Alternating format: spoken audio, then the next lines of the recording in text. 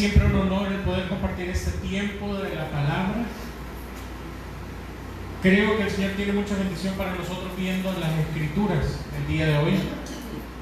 Y me gusta este tipo de temas porque es uno de esos temas donde hay mucho que hablar, que es casi imposible que nosotros los que estamos aquí predicando podamos transmitir a plenitud lo que esto significa, porque definitivamente es el Espíritu Santo el que habla a nuestros corazones a través de la palabra. Y solo quiero recordar un poco de todo lo que hemos estado hablando. Ya literalmente estoy por cumplir un año de estar aquí en El Salvador en los próximos días, y todo este tiempo el Señor me ha permitido, las veces que he predicado, pues me ha permitido el poder llevar un tema, una línea de un tema que voy a seguir el día de hoy. Y básicamente lo que hemos visto es cómo Jesús es el Cristo. Lo que esto significa, no significa que Cristo es el apellido de Jesús. Cristo es un título que en el hebreo es Mesías, que significa literalmente el especial, el escogido, el único, el ungido. ¿Y por qué esto tiene trascendencia? Hablábamos de que toda lo que se le llama la teología bíblica es la línea histórica de la Biblia.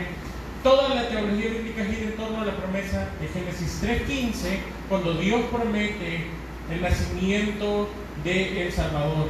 Cuando los teólogos dicen Génesis 3:15 es el protoevangelio, la primera vez que se predica el evangelio, y es cuando Dios profetiza la venida del nacimiento de un hijo de la mujer, que esto es sui generis y no se vuelve a repetir de esta forma en las Escrituras. Cada vez que un ser humano nace se le llama hijo de Adán, pero en este caso específico, dándonos a entender el nacimiento original de Jesús, dice que iba a ser un hijo de la mujer, el que iba a vencer a la simiente de la serpiente, pero al mismo tiempo que la serpiente mordería a este hijo de la mujer. Es decir, se profetizan tres cosas desde ese entonces, que es la victoria de Cristo, la muerte de Cristo y el nacimiento original de Cristo 4000 años antes de que esto ocurra. Y luego toda la línea histórica de la Biblia gira en torno a la expectativa de la venida del Rey eterno.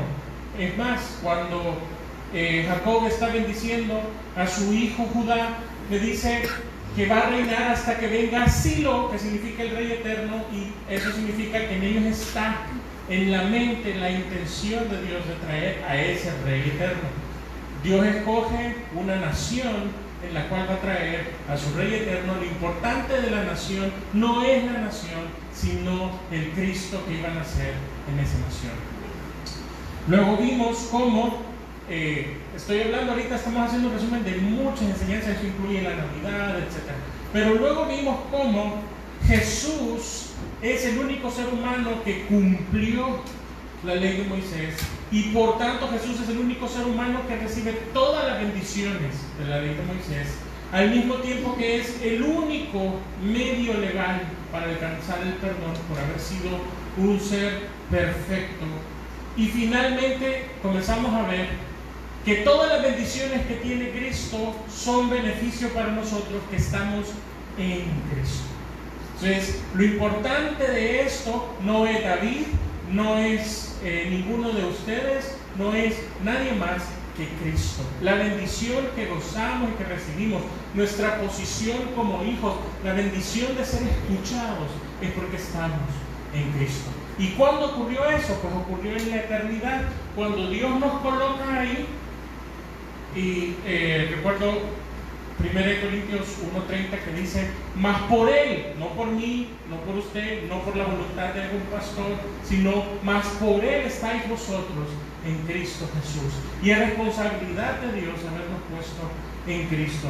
Entonces hemos enumerado algunas de estos beneficios. Han tenido la oportunidad de predicar en otras iglesias, así que estoy tratando de recordar que hemos visto acá.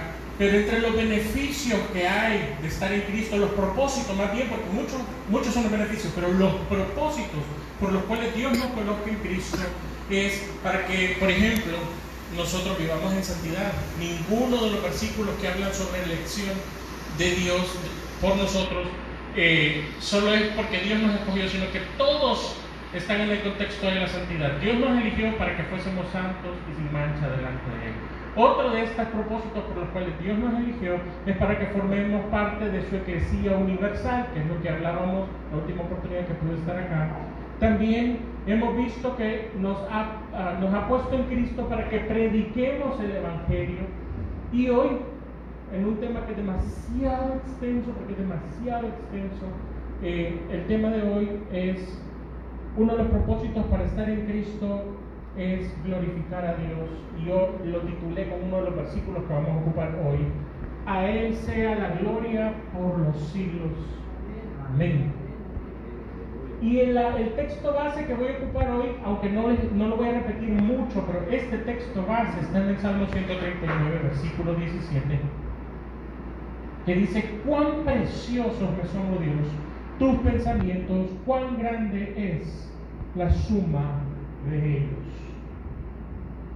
Quisiera por unos minutos solo que reflexionáramos como un producto inminente de haber recibido a Cristo o de estar en Cristo debería de ser el adorar a Dios. Solo oiga esta frase: ustedes cuando antes eran enemigos practicaban estas cosas, pero ahora que habéis sido reconciliados.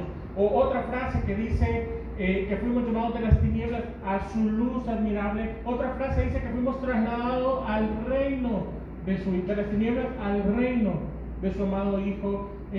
Solamente esa transformación que no ha sido hecha por nosotros, no nos llevamos nosotros mismos a la luz, sino que Dios nos llevó a la luz. Solo esa situación debería ser suficiente para adorar a Dios. Pero esto también está involucrado o es parte de la naturaleza humana. Fíjense, los seres humanos fuimos dotados de algo que no tiene ningún otro ser sobre la tierra, y es el raciocinio. Todos los seres humanos tenemos la capacidad de elaborar pensamientos y sacar conclusiones basados en los razonamientos. Algunos razonan mejor que otros, pero eso no cambia que razonan y les lleva a una conclusión. De hecho, es importante saber que a causa de ese razonamiento que Dios ha puesto en nosotros, somos capaces de entender las cosas, capaces de investigar las cosas, capaces de aprender y sobre todo de responder a cada conclusión con una emoción. Cuando nosotros concluimos, finalmente esta conclusión nos lleva a una emoción del conocimiento adquirido. Es imposible, en este sentido, como seres humanos razonables, que podamos estar delante del ser más grande del universo, comenzar a entenderlo y no adorarlo. Es imposible que no salga una palabra de admiración y de reconocimiento delante de ese ser que es tan grande. Quiero que veamos cómo desde la Reforma, desde mucho antes, pero desde la Reforma, las iglesias protestantes las iglesias reformadas protestantes hicieron con intención el reconocimiento de cuál es el propósito por el cual existe el ser humano. Pero antes de verlo, esto lo recogen las confesiones de fe de las iglesias protestantes. ¿Qué es una confesión de fe? En aquel tiempo, cuando se hizo la Reforma, fue necesario que se plasmara qué creía la iglesia enfrente de la persecución de las iglesias, de la iglesia católica. Entonces se unían los grupos de creyentes y comenzaban a elaborar sus confesiones y decían: esto creemos. Y a causa de las confesiones, los nuevos creyentes que necesitaban conocer qué eran las doctrinas que creía la iglesia, recibían un curso al cual se le llamaba catecismos. Los catecismos eran un grupo de preguntas que el nuevo creyente tenía que aprender para responderle a estas personas. La mayoría de estas confesiones fueron interdenominacionales. Pocas no fueron interdenominacionales, como la de Augsburgo, que fue la primera, que fue la que tuvo que dar Lutero cuando explicó lo que creían. No lo hizo él, sino uno de los seguidores de Lutero. Otra fue la de Ginebra, la que hizo Calvino. Pero las más modernas, las más recientes, que no son tan nuevas, pero digamos que son las más comunes. Por ejemplo, una de ellas es el Catecismo de Heidelberg, basado en la Confesión de Heidelberg, donde había un teólogo luterano y uno calvinista, hicieron una confesión, y de esa confesión se sacó el catecismo. La que sigue es la de Westminster, que hoy vamos a ver una de las preguntas del catecismo de Westminster. Y la última, en la de Westminster, fueron presbiterianos y anglicanos juntos quienes sacaron esta confesión. Y la última confesión, que está basada en la de Westminster, es la Confesión de Londres, que es la que se conoce como la Confesión Bautista. Entonces, estas confesiones históricas servían específicamente para que todo el mundo supiese en qué creía esta línea de pensamiento. Ahora, el Catecismo Menor de Westminster, que está basado en la confesión, en su primer pregunta dice: ¿cuál es el fin principal y más noble del hombre? La respuesta que aprendí en los nuevos creyentes es que el fin principal y más noble del hombre es el de glorificar a Dios y gozar de Él para siempre. Y si ve donde dice A y B, son los versículos que estudiaban en los nuevos creyentes para saber por qué se decía y se creía esto. Ahora quiero decir algo muy importante. Las confesiones de fe contienen una riqueza doctrinal impresionante.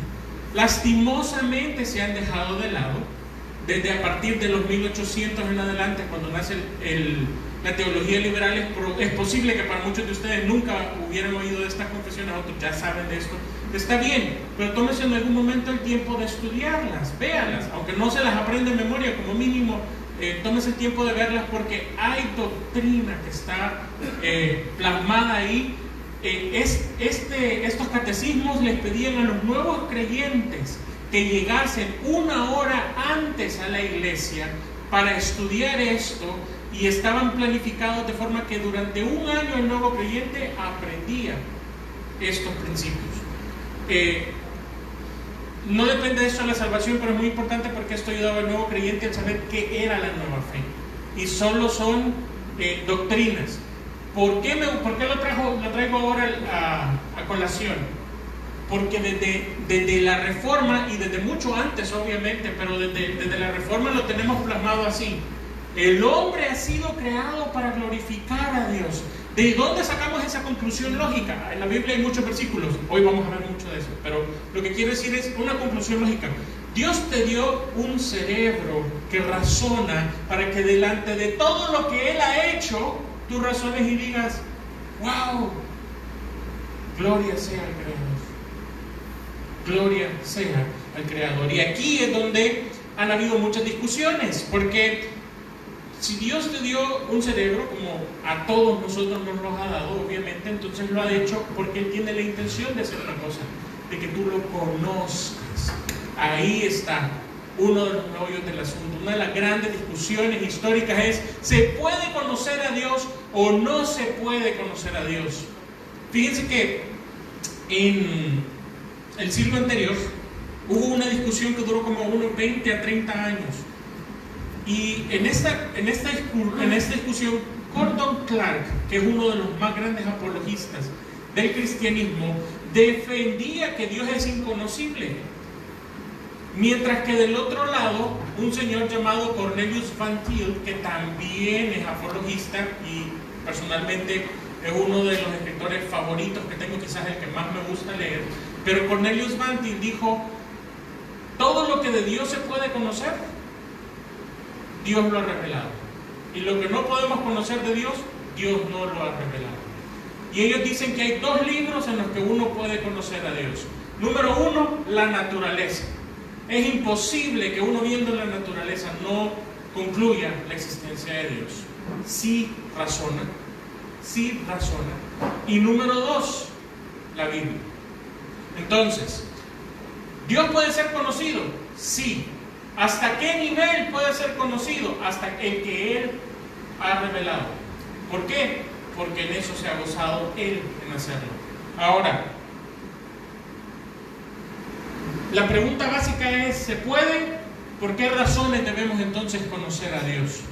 ¿O cómo podemos hacer? ¿Qué responde la Biblia? La Biblia primero nos dice, número 1, Dios nos escogió para conocerlo.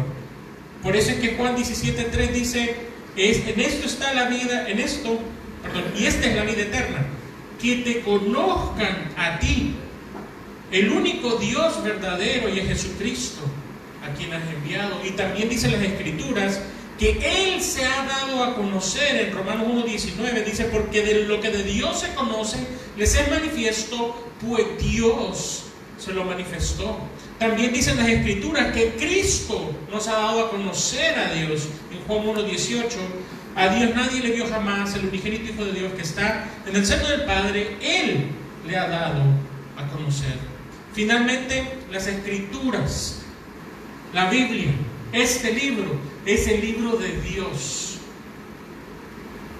Una predicación puede estar llena de muchos versículos y cero conocimiento de Dios. Lastimosamente pasa hoy mucho. Pero a lo que quiero referirme es, cuando agarramos las Escrituras, nuestra intención principal debe de ser conocerlo a Él. No solo la letra, sino a Él, que es el Dios vivo en las Escrituras. Ahora, por eso, cuando estudiamos acerca de Jesús, en Lucas 24:27, Jesús les dijo que las Escrituras se trataban de Él, que vino a cumplir todo lo que decían los salmos, lo que decía la ley y los profetas referente a Jesús. Ahora, entendiendo esto, que Dios puede ser conocido, hay otra cosa sobre lo que los cristianos discuten. ¿Qué tanto entendimiento entonces está involucrado en la adoración? Hay un grupo de cristianos que dicen, no es importante tanto el conocimiento, sino hacerlo en el espíritu. Ese grupo, que es lo que nosotros reconocemos como carismático, llama a hacerlo en el espíritu a hacerlo solo con la emoción. Hay otro grupo que dice, no, solo el entendimiento. A la hora de adorar a Dios, solo el entendimiento. Pablo, en 1 Corintios 14:15, dice lo siguiente, que pues oraré con el espíritu, pero oraré también con el entendimiento. Cantaré con el espíritu, pero cantaré también con el entendimiento. Nuestro entendimiento tiene que estar involucrado en la adoración de Dios.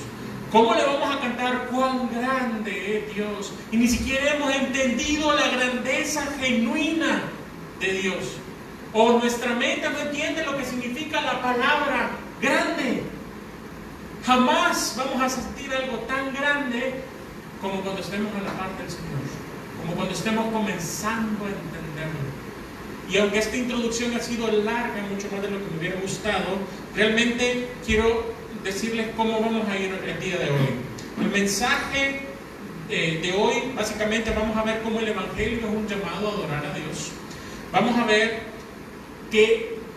algunas poquitas cualidades de una forma bien superficial de lo que es Dios. Vamos a hablar de su providencia, vamos a tratar de contemplar cómo la Biblia nos manifiesta la grandeza de Dios.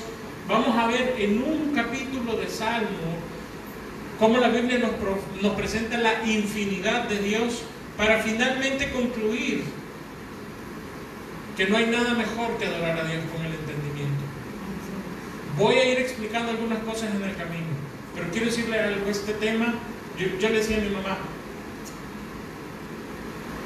no sé ni siquiera cómo transmitirle a cada uno de los hermanos el domingo la emoción que deberíamos de sentir cada vez que estamos conociendo al Señor, pero el Espíritu Santo puede hacerlo. Y si es el deseo de Dios, más de alguno de los que está acá puede llegar a contemplar a Dios y entenderlo de una forma más pequeña o más grande. pero glorificarlo. Así que vamos a pedirle al Señor que lo haga. Y Señor, como te hemos pedido y te seguimos pidiendo el día de hoy, no nos dejes solos para tratar de entender con nuestra mente caída esto. Asístenos con el poder de tu Espíritu Santo, porque sin ti no podemos contemplarte, Señor. Te quiero pedir el día de hoy en el nombre de Jesús, Señor, que toques nuestro entendimiento, que abras nuestros ojos a ti, no solo a tus obras, porque está bien abrirlo a tus obras, pero es a ti queremos conocerte, Señor. Danos hambre de ti, permítenos disfrutarte y sobre todo permítenos adorarte a ti, Señor, porque a pesar de nuestras circunstancias, tú eres un Dios eterno y un Dios todopoderoso y un Dios soberano, Señor. Abre nuestro entendimiento a ti a través de las Escrituras, en el nombre de Cristo Jesús. Amén y amén. Bueno, voy a correr un poquito. El punto número 1 es: el mensaje del Evangelio es un llamado a adorar a Dios. Con solo ver el universo decíamos que el hombre podría entender que Dios existe. Ahora, Romanos 1:21 dice lo siguiente, hablando de la verdad del ser humano: pues habiendo conocido a Dios, no le glorificaron como a Dios, ni le dieron gracias, sino que se envanecieron en sus razonamientos, y su necio corazón fue entenebrecido. Fíjense que hay muchas personas que glorifican a Dios, pero no como a Dios. Es decir, lo glorifican, hablan bien de Él, y eso se vuelve confuso. Porque ¿en qué momento hablar bien de Él es glorificarlo? En todo el tiempo, pero no siempre lo glorificamos como a Dios. Y esto es un poco difícil de explicar, pero para ponerlo de forma sencilla, un algo que puede causar polémica en algún momento, pero es ser bien honesto. Tú no escogiste a Dios, Él te escogió. Y se hizo manifiesto cuando lo recibiste, pero eso fue en la eternidad, antes de que la historia fuese escrita. Esto es un problema muy grande, porque viene uno de los que explica esto y dice, bueno, es que esto es una elección por preconocimiento. Como Dios sabía que tú lo ibas a elegir, te eligió. Entonces Dios no es soberano. El ser humano es soberano. Y dejamos de glorificar a Dios como Dios. En una frasecita pequeña, en un razonamiento pequeño, decimos bien de Dios. Él nos salvó y nos eligió porque lo íbamos a elegir. Pero la verdad bíblica, en Romanos 9 dice Pablo que antes de que hicieran bien o mal los había elegido, hablando sobre Jacob y Esaú. Entonces el punto específico aquí es quién es el rey, quién es el soberano, quién elige. Obviamente es Él. ¿Cuál es el problema? Que fácilmente podemos glorificar a Dios, pero no como a Dios. Pasa mucho. Hoy en día muchas iglesias, probablemente el tema principal de su predicación no es Dios. Muy probablemente son los problemas, muy probablemente es cómo tener más dinero, muy probablemente, etcétera, etcétera, menos Dios. Sin embargo, le cantaron algo a Dios, reconocieron algo de Dios, pero no le glorificaron como a Dios. En otro punto importante, ni le dieron las gracias. Hay dos cosas como mínimo que todo ser humano debería de hacer. Si no lo glorifica, por lo menos que le dé la gracia. Pero el ser humano no le da las gracias ni lo glorifica. Y saben, cuando usted agarra el libro de Romanos y ve este punto específico, en ese capítulo de Romanos, de ahí en adelante comienza la perversión del ser humano, por no glorificar a Dios y no darle gracias. Ahora, el remedio de Dios para este fallo es el Evangelio. Me gusta Apocalipsis 14, 6 y 7, lo hemos leído muchas veces aquí, pero lo vamos a leer en este momento una vez más. Y dice, vi volar por en medio del cielo a otro ángel que tenía el Evangelio eterno para predicarlo a los moradores de la tierra, a toda nación, a toda tribu, a todo pueblo, diciendo a gran voz, este es el mensaje del Evangelio, oigan lo que dice, temed a Dios y dadle gloria. porque la hora de su juicio ha llegado, a adorar a aquel que hizo el cielo y la tierra, el mar y las fuentes de las aguas. El Evangelio es la nueva oportunidad para el ser humano para adorar. ¿Qué es lo que pasó antes de que Cristo viniera, que hubieran las buenas nuevas? Es que el ser humano no tenía una base correcta para adorar a Dios, por decirlo de alguna forma. Cuando Cristo vino, su muerte nos capacita para adorar a Dios de la forma correcta.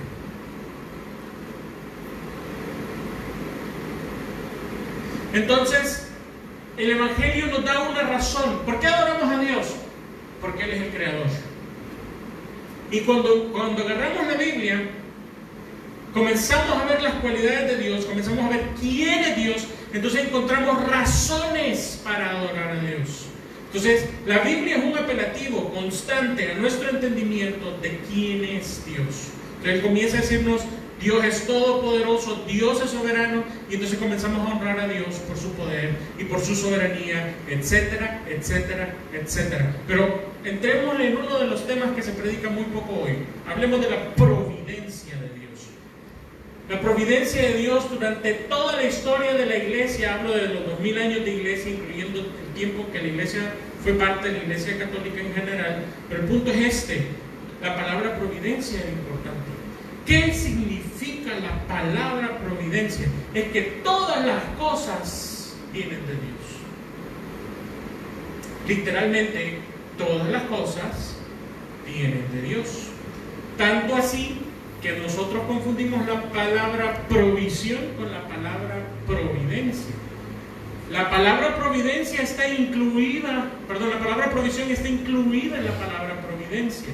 Pero en general, todo lo que estamos viviendo es la providencia de Dios para nuestras vidas. Y yo sé que al decir esto, muchos van a comenzar pensando en cosas malas que están viviendo, y van a decir, es posible que eso no venga de Dios. Reflexionemos unos momentos.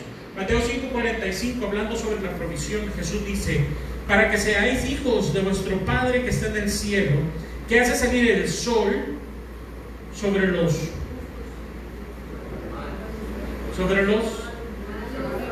malos y buenos, y que hace llover sobre los justos. Hay algo muy importante con respecto a Dios. Él no va a hacer que un día le deje de llover a un malo, ni va a hacer que el sol deje de salir para un injusto. Va a mantenerse trayendo su provisión para todos. Pero aquí hay algo muy importante, porque si Él hace esto bueno a los malos, Dios va a permitir malos tiempos también para la gente justa. Me gusta una frase de R.C. Sproul que no la he puesto en este momento porque mucha gente reclama y dice, ¿y por qué Dios permite que cosas malas pasen a gente buena? La respuesta de R.C. Sproul es, eso ocurrió una sola vez en la historia, y fue a Cristo. El resto de nosotros merecemos un trato mucho peor que el que hemos recibido. Y sin embargo, Dios ha sido demasiado bueno. Sin embargo, vivimos cosas difíciles. En el libro de Lamentaciones, Jeremías ha vivido, siendo un hombre de Dios, el castigo de la ciudad. Él se llama a sí mismo que ha sido un hombre que ha sido castigado por Dios, habiendo sido un siervo de Dios. Ahora, el libro de Lamentaciones dice lo siguiente, miren, ¿quién será aquel que diga que sucedió algo que Dios no mandó? De la boca del Altísimo sale lo malo y lo bueno. De la boca del Altísimo no sale lo malo y lo bueno. ¿Por qué se lamenta el hombre viviente? Laméntese el hombre en su pecado. Escudriñemos nuestros caminos y busquemos y volvámonos a Jehová. Levantemos nuestros corazones y manos al Dios de los cielos. Usted se lamenta cuando algo malo le pasa. Es normal. Pero la verdad es que usted no debería estarse lamentando por lo malo que le pasa en la vida. Laméntese por pecar contra Dios.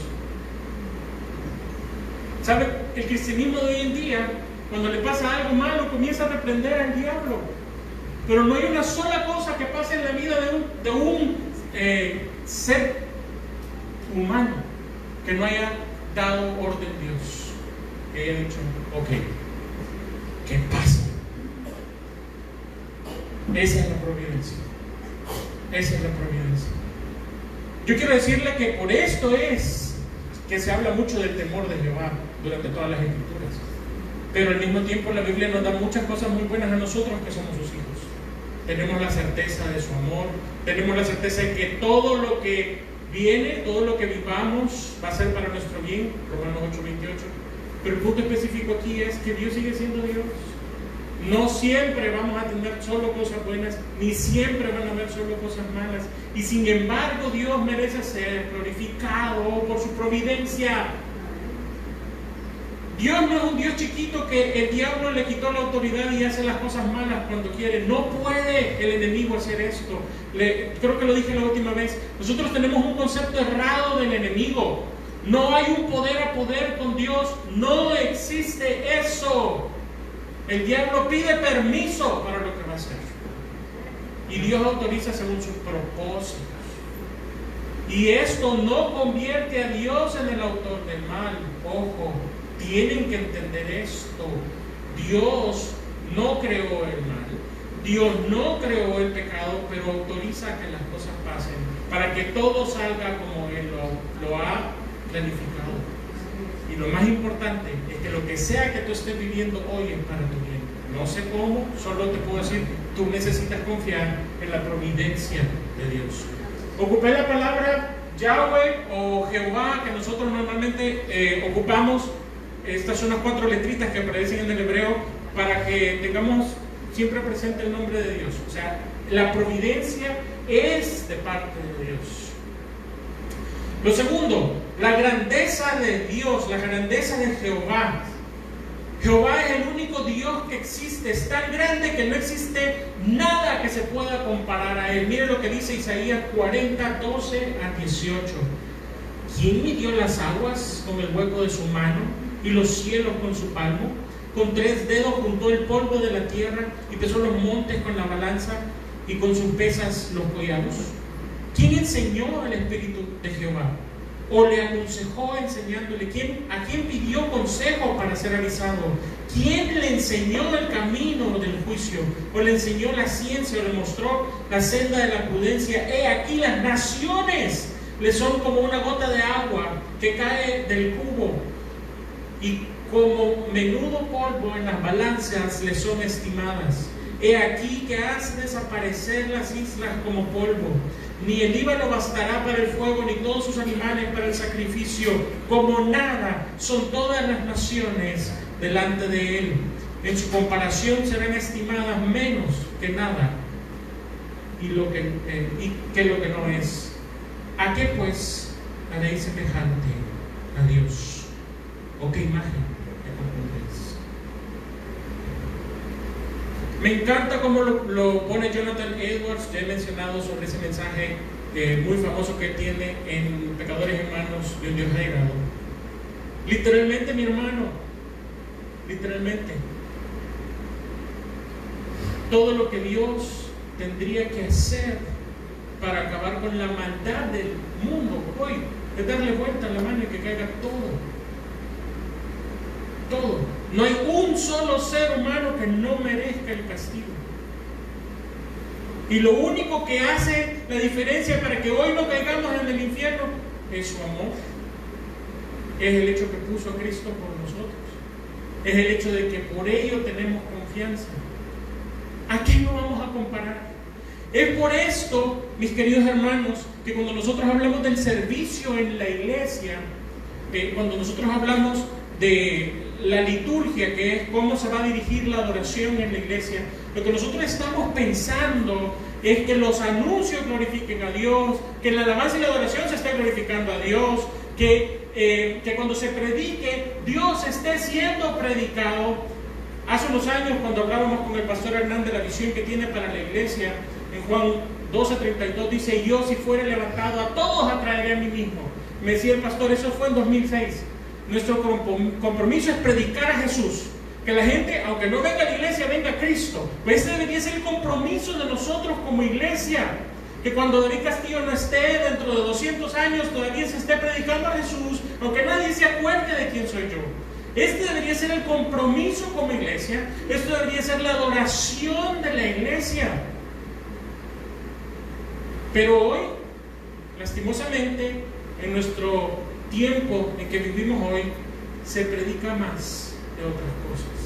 El púlpito se usa para hablar de otras cosas. Paul Washer dice, literalmente, hay algo que no se predica en las iglesias hoy en día, en casi todo el mundo: los atributos de Dios. ¿Cómo van a adorar a Dios si no saben cuáles son sus atributos? Y este es mi punto donde yo me planteo también. Delante de tu problema, tú puedes arrodillarte delante de Dios y pedirle que Él te ayude a salir de tu problema, porque tú crees que es más grande que tu problema. Pero si convierto la predicación en una charla de autosugestión para que todos salgamos más positivos, vamos a salir más positivos, pero no en Dios, sino en nosotros. Nuestra alabanza y nuestra adoración debería ser para hablar de este que no tiene comparación con nadie. Fíjense cómo se nota la sana doctrina en las alabanzas. Y digo esto no en el ánimo de decir algo malo, sino literalmente, mis queridos hermanos, usted puede cantar y oír la alabanza que quiera en su tiempo, en su casa, pero aquí dediquémonos a adorar a este Dios que nos ha elegido, que a pesar de que somos tan malos, Él nos ha escogido para estar delante de Él. Como creyentes, nuestro compromiso no debe de ser trascender en esta ciudad, sino que el nombre de Dios trascienda. Que Jesucristo sea proclamado. Cuando lleguemos a entender quién es Dios, prediquémosle nuestro problema quién es Dios, prediquémosle nuestra alma, como hacía el salmista y decía: ¿por qué te abates, alma mía? Todavía voy a adorar a Jehová. Pero no puedo entender la grandeza de esto si no entiendo la grandeza de Jehová. Necesito comprender quién es Dios. Traía un video que no vamos a ver por el tiempo. Este video habla sobre algo que se le llama el ajuste infinito. Mire, cuando ya por el año 1800 comenzó la revolución científica y comenzaron los científicos a decir que solo valían las cosas que se pueden comprobar y pusieron en jaque al cristianismo, porque decían es que la ciencia, ha ocurrido lo siguiente: la ciencia ha venido a comprobar a Dios. Los científicos de hoy en día, muchos de ellos dicen: un poquito de ciencia te vuelve ateo, pero mucha ciencia es innegable decir que Dios no existe. Les voy a compartir luego este video, pero este video nos explica que los datos de los químicos con los que se compone el universo es como parar todo sobre un alfiler. Si se mueve un poquito hacia un lado, no existe nada.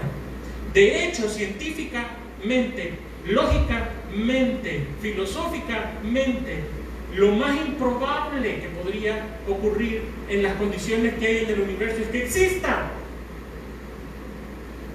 No hay probabilidades de que el universo existe, y sin embargo, adivinen qué: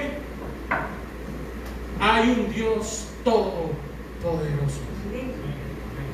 Quiero reflexionar por unos minutos en el Salmo 139. Es uno de mis salmos favoritos y por eso lo escogí, porque si hay un salmo que muestra la grandeza de Dios. Yo veo 6 temas específicos en este salmo, solo que lo he dividido de otra forma, pero quiero decirles que este salmo, en medio de una circunstancia difícil, me da tranquilidad, y en medio de mi pecado me hace reflexionar.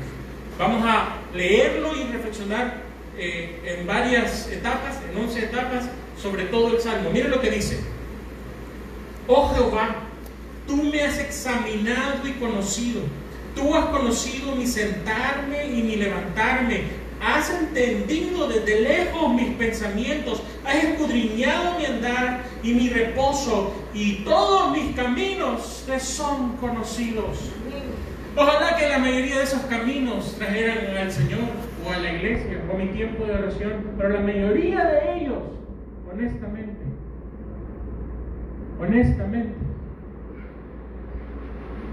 son pensamientos, son acciones, son andares que no son de honra a Dios. No necesariamente significa que sean malos, ojo, pero muchos de ellos son muy malos.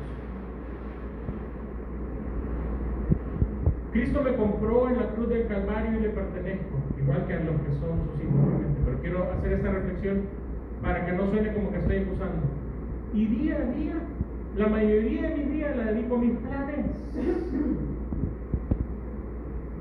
a mis metas, a vivir para mí. Me niego muy poco a mí mismo. ¿Y sabe qué? Él me ha examinado y me conoce. No me cabe la menor duda. Yo no estoy parado aquí y Dios no sabe algo sobre mí. Al contrario, Dios sabe todo sobre mí y sobre ti. No hay algo que Dios no sepa de ti. Y voy a continuar con este salmo. Miren el versículo 5 y 6. Pues aún no está la palabra en mi lengua, y he aquí, oh Jehová, que tú las sabes todas. Detrás y delante me rodeaste. Por aquí te conoce y por aquí te conoce. Antes que tú hables, Él sabe lo que estás pensando, lo que tú le vas a pedir en la oración. Él ya lo conoce. Ojo, no está diciendo que no oremos. Ojo. Está diciendo que Dios sabe lo que vamos a decir. Versículo 6. Tal conocimiento es demasiado maravilloso para mí. Alto es y no lo puedo comprender. Piensen en el sacrificio de Jesús. Piensen que esa acción, ese pensamiento, ese pecado, Dios lo sabía. Sabía que ibas a volver a fallar y aún así puso Jesús, por su santo amor, con nosotros. Y entonces yo llego delante de Dios, no mereciendo el amor de Dios, y le digo: Señor, esto es demasiado maravilloso para mí. Es demasiado sublime para mí. Porque tú, a pesar de que me conoces aún mejor que yo, me has amado. Fíjense cómo está el mundo. No me voy a meter mucho en este relato. Fíjense cómo está el mundo. Hay personas que no se aceptan por cómo son, pero quieren que los demás los aceptemos por lo que no son. Y sin embargo, Cristo nos amó a pesar de lo que somos. Salmo 139, 7 y 10. ¿A dónde iré de tu espíritu? ¿A dónde huiré de tu presencia? Si subiere al cielo, ahí estás tú. Y si en el Seol es la palabra que se ocupaba para describir el lugar de los muertos, y si en el Seol hiciere mi estrado, he aquí, tú estás ahí. Si tomare las alas del alba y habitar en el extremo del mar, aún ahí me guiará tu mano. No solo estás, sino me guiará tu mano y me asistirá tu diestra. No hay un lugar en el que el ser humano esté y que Dios no esté. 11 y 12. Y si dijere, ciertamente las tinieblas me encubrirán, y aún la noche resplandecerá alrededor de mí, aún las tinieblas no me encubren de ti, no encubren de ti, y la noche resplandece como el día, lo mismo te son las tinieblas que la luz. Y quiero decirles que este es uno de los versículos que más me impactó mientras estudiaba para este día, y yo dije: bendito sea Dios. Porque el día que yo abracé mis tinieblas, el día que yo, por abrazar mi pecado, dije: aquí me voy a quedar, Dios no me va a ver. Él estaba ahí para salvarme, para rescatarme, para perdonarme y para sacarme de ahí, para hacerme diferente de las tinieblas. Porque Él hizo que las tinieblas resplandecerán en luz. Así que ni aún en el pecado te puedes ocultar del Señor. Ni si te ocultas y tú dices, aquí no me va a ver, ahí está Él. No hay un solo lugar en el que Él no esté. Versículo 13 y 16. Porque tú formaste mis entrañas, tú me hiciste en el vientre de mi madre. Te alabaré porque formidables, maravillosas son tus obras. Estoy maravillado y mi alma lo sabe muy bien. No fue encubierto de ti mi cuerpo, bien que en lo oculto fui formado y entretejido en lo más profundo de la tierra. Mi embrión vieron tus ojos y en tu libro estaban escritas todas aquellas cosas que fueron luego formadas, sin faltar una de ellas. Sin faltar una de ellas. ¿Ven cómo razonar en lo que nos rodea, en lo que somos, en el Dios que tenemos? No hay otra forma que adorarlo. Denle pensamiento, analicen lo que Dios está haciendo, analicen lo que ya hizo. Solo puede llevarlo sobre sus rodillas a adorar a este Dios que a pesar de que sabía que le íbamos a fallar, que a pesar de que sabía nuestra maldad,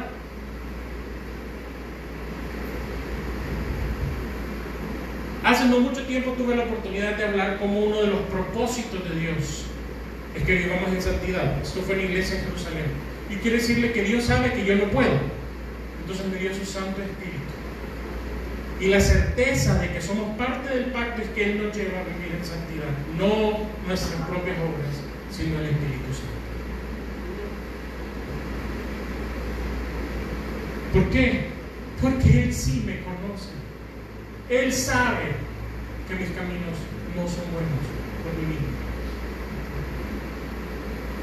Por eso, si continúa el 17 y el 18, cuán precioso me son, oh Dios, tus pensamientos, cuán grande es la suma de ellos. Si los enumero, se multiplican más que la arena del mar. Despierto y aún estoy contigo.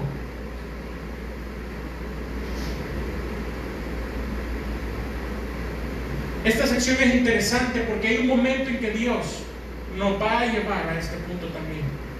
Cuando reflexionamos en Él, cuando lo adoramos, comenzamos a detestar aquello que no agrada a Dios. Por ejemplo, dice 29-22, de cierto, oh Dios, harás morir el impío, apartados pues de mí, hombres sanguinarios, porque blasfemia dicen ellos contra ti, tus enemigos toman en vano tu nombre. No odio, oh Jehová, a los que te aborrecen, y me enardezco contra tus enemigos, los aborrezco por completo y los tengo por enemigos. El resultado, obviamente, de caminar con Dios. Quiero terminar con estos dos versículos. Me gusta, 23 y 24. Examíname, oh Jehová, oh Dios, y conoce mi corazón y pruébame. Conoce mis pensamientos y ve si hay en mi camino de perversidad y guíame en el camino eterno. Miren, la respuesta aquí es sencilla. David, sí hay camino de perversidad en tu corazón. ¿Hay camino de perversidad? La respuesta, después de que Dios me examinó, la respuesta es que sí. Entonces la oración del salmista es: no me dejes caminar hacia ahí, guíame por tu camino eterno. Quiero concluir con esto así sencillo. Pablo, delante del conocimiento de Dios, de la obra de Dios, delante de nuestro Señor y su plan, lo dice de la siguiente forma en Romanos 11, 33 a 36. Oh profundidad de la riqueza, de la sabiduría y de la ciencia de Dios, cuán insondables son tus juicios e inescrutables tus caminos, porque ¿quién entendió la mente de Dios? ¿O